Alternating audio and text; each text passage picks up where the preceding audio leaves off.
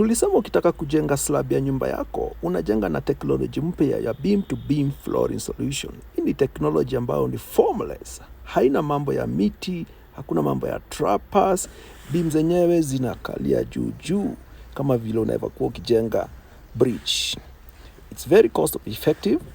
It saves you labor. Hauna mambo ya kutumia haya machuma. Chuma kwa market saa hii iko na bei ya juu sana na kazi mingi ya kuzikatakata na kunja. Na ni straightforward. Iko na kitu inaitwa predetermined cost. Only thing you need to do, unapandisha ukuta zako, unafunga rim beams. Hizi lazima kwanza ufunge na uzikoroge fully kabisa. Zikisha kauka, unakuja pale floor deco outlet, unasema tukupatia quotation. Kisha kupatia quotation, tunaenda tunazicast. Pia unaweza jenga na columns na beams peke yake bila hata ukuta. Ukishamaliza unakuja unachukua hizi reli za T-beam na block.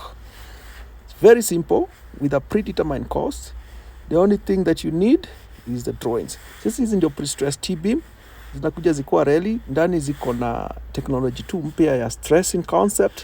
Tunakata ambayo size unataka, tunaziload kwa truck, alafu zinasafirishwa kwa site yako. So cost ambayo iko extra ni ya transportation kutoka kwa factory mpaka to your last mahali mjengo yako iko.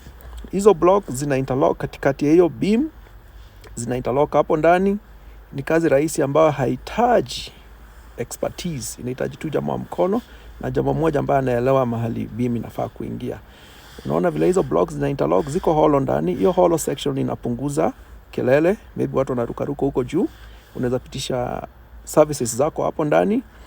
Alafu kuzinua kutoka huku chini, unatumia majamaa tu wanavuta na kamba. Pande ya ceiling ambayo inaitwa soffit iko very smooth hivi, unaweza katu skim coat direct, hamna mambo za plaster.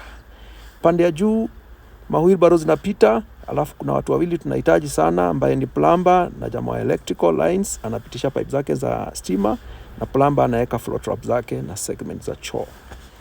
Hizi beams zinaweza enda urefu almost 6.6 meters, ina span very very very long. So unaona hizi pipes vile zimewekwa, hiyo ni floor trap.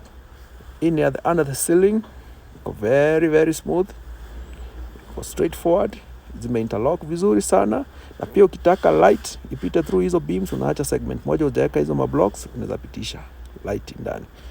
Hiyo ndio arrangement. Hiyo unaifanya na one day. Hizi ndio mablocks ziko juu. Hii kisha interlock unapitisha wheelbarrow, iko very very very safe as you can see.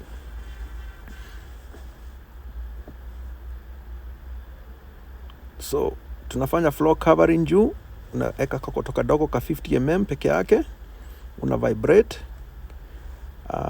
Kisha piga vibrate, inashikana. Hatuweki BRC, manake tuna mix na product inaitwa fiber mesh ambayo una mix na hiyo fiber ina prevent shrinkage na cracks.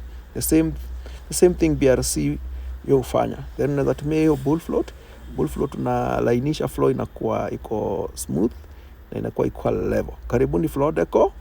Contact zetu ziko hapa. Tupigie simu anytime. Tuko countrywide. Asanteni.